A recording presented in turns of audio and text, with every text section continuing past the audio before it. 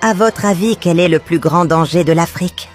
C'est un ennemi encore bien plus pire que l'Occident. Observez bien cette carte géopolitique. Il y a un prédateur qui envahit tout le nord de l'Afrique, jusqu'au centre.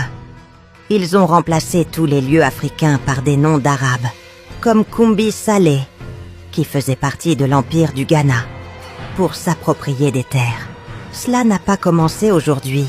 Ça remonte bien avant Jésus-Christ, à la période des invasions de l'Égypte antique. Nous les avons combattus jadis à plusieurs reprises. Son premier outil d'invasion est la religion pour aliéner les esprits. Puis il utilise la force par la guerre. Ils se sont emparés de la Mauritanie. Or que les Arabes blancs, sont minoritaires de moins de 15% par rapport aux Noirs.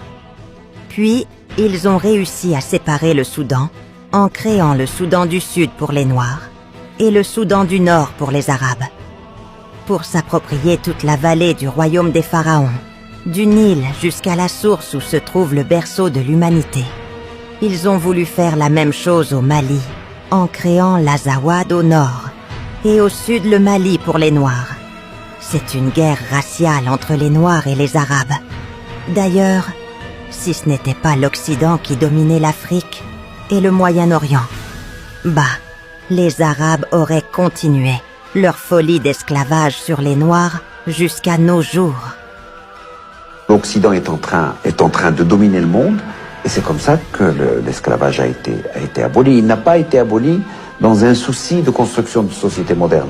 C'est pas du tout ça, puisque le Coran parle en plusieurs termes des esclaves sans jamais remettre en question leur statut.